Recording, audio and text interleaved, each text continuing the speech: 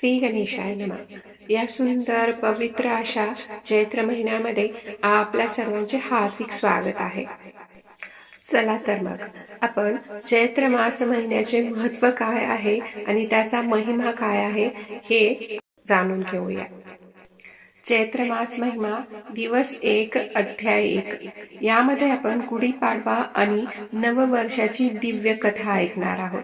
चला तर मग आपण आपल्या चैत्र मास महिन्याच्या पहिल्या अध्यायाची सुरुवात करूया. चैत्र मास महिमा अध्याय 1 गुढीपाडवा आणि नववर्षाची दिव्य कथा. नवीन वर्षाची सुरुवात आपण कशी करतो यावर संपूर्ण वर्षाचे भविष्य अवलंबून असते असे म्हटले जाते.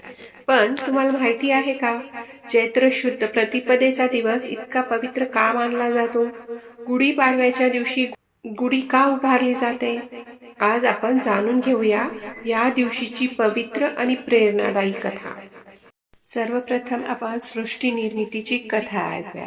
म्हणजेच सृष्टीची निर्मिती का झाली, कशी झाली, कोणी केली आणि कधी केली याबाबत आपण अधिक माहिती जाणून घेऊया.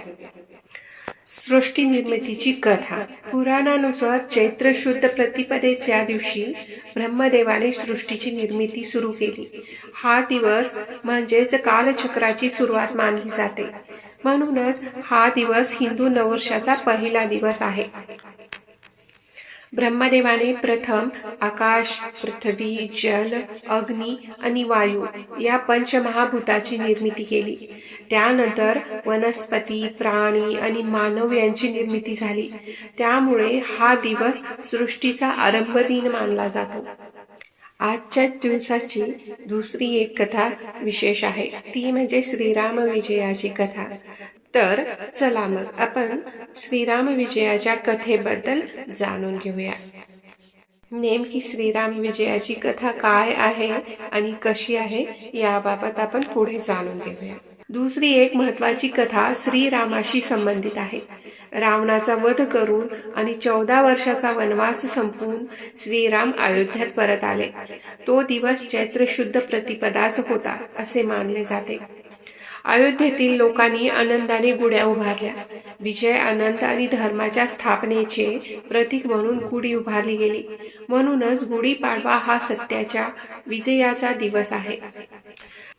त्यानंतर आपण गुढी उभारण्यामागील अर्थ काय, म्हणजेच गुढीपाडवा आणि गुढी याचे महत्व काय आहे आणि त्यासोबत ते का उभारली जाते याचा अर्थ जाणून घेऊया. गुढीपाडवा आणि गुढी उभारण्यामागील अर्थ काय आहे? गुढी म्हणजे विजय ध्वज. घराच्या प्रवेशद्वारावर उभारलेली गुढी सांगते की आपल्या जीवनात सदैव विजय असावा. घरात सुख, समृद्धी आणि आरोग्य नांदावे. नकारात्मक शक्ती दूर जाव्यात. गुढीवर ठेवलेला कडुलिंबाचा पाला आपल्याला शिकवतो की जीवनात गोडासोबत कडू अनुभवही स्वीकारावे लागतात. साखरेची गाठी आनंदाचे प्रतीक आहेत, तर रेशमी कापड समृद्धीचे प्रतीक आहे. त्याचबरोबर आपण चैत्र महिन्याचे आध्यात्मिक महत्व काय आहे याबद्दल अधिक माहिती जाणून घेऊयात. चैत्र महिन्याचे आध्यात्मिक महत्व काय आहे? चैत्र महिना हा वसंत ऋतूचा प्रारंभ असतो. निसर्ग नव्याने फुलतो. झाडांना नवी पालवी फुटते. जसा निसर्ग नव्याने सजतो तसाच आपल्यालाही आपले मन, विचार आणि आचरण नव्याने घडवण्याची संधी मिळते. या महिन्यात उपवास, जप, तप, दान आणि पूजा अर्चना केल्यास विशेष पुण्य मिळते असे शास्त्र सांगते. वरील सर्व माहितीवरून आजच्या या शुभ दिवसाचा संदेश काय आपल्याला मिळतो हे आपण जाणून घेऊया. आजच्या दिवसाचा संदेश काय आहे तर हे जाणून घेऊया. गुढीपाडवा आपल्याला 3 गोष्टी शिकवतो. नवीन सुरुवात करण्याची हिंमत ठेवा. वाईटावर नेहमी चांगुलपणाचाच विजय होतो. जीवनातील प्रत्येक अनुभव स्वीकारून पुढे चालत राहा.